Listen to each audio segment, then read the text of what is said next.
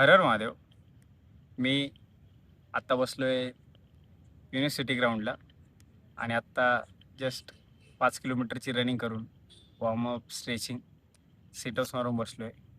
हा ब्लॉग बनवायचा उद्देश म्हणजे भाई पोट भरपूर वाढलं आहे. मी ABC ट्रेक जस्ट केला होता, तेव्हा पण एक छोटासा व्हिडिओ टाकला आहे मी रीलमध्ये आणि यूट्यूब शॉर्ट्सवर, की थोडं गोड खाणं बंद करा.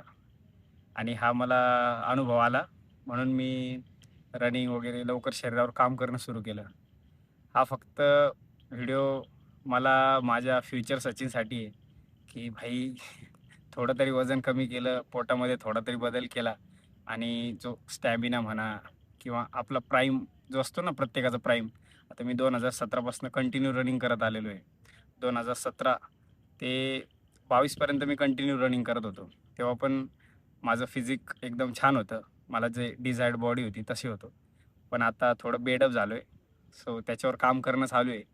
तर हेच उद्देश किंवा हेच असतं ना मोटिवेशन, की नाही भाई आपलं स्वतःचं सेल्फ रिअलायझेशन व्हायला पाहिजे. तो सेल्फ रिअलायझेशन होण्यासाठीच हा व्हिडिओ आहे, की जर बदल नाही झाला तर रिग्रेट राहील होईल, की चुकलाय भाई कुठेतरी तू. आणि जर बदल झाला ना, तर याच्यासारखी मज्जा नाही. कारण स्वतःसाठी टाळ्या वाजवणं किंवा स्वतःसाठी ते ॲप्रिशिएशन करणं हे खूप महत्त्वाचं आणि खूप म्हणजे नाही का, आपण म्हणतो ना, हे मच्छर चावू लागलेत. ते म्हणतं महत्त्वाचं असतं आणि गरजेचं पण असतं. कारण दुसरे असतात आपल्या आपल्या सुखदुःखात सहभागी असतातच दुसरे. बट ते कसं असतं शेवटी स्वतःला स्वतःचं करावं लागतं. आता हे पोट वाढवण्यात पण माझा लय मोठा हातभार आहे. कारण मी गोड खाण्यात काहीच कसर नाही ठेवत. आत्ता थोडं-थोडं कमी केलंय. मध्ये सोडलं पण होतं 15-20 दिवस.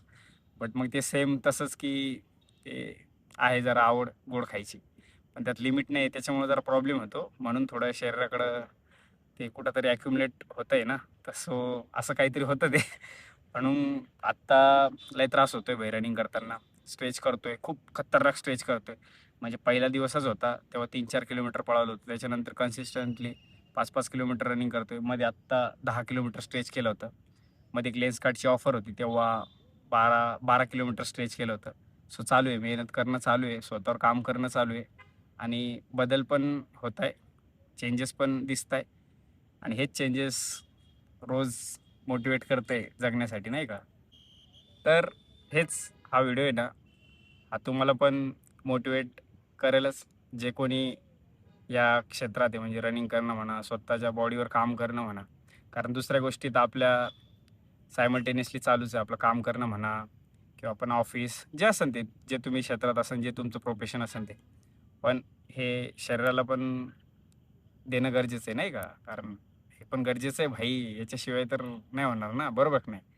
सो आहे आपलं यंग एज, आपण आहोत आपल्या यूथ स्टेजमध्ये, तर हरकत नाही आपल्याला आजमावण्यासाठी. सो हर हर महादेव.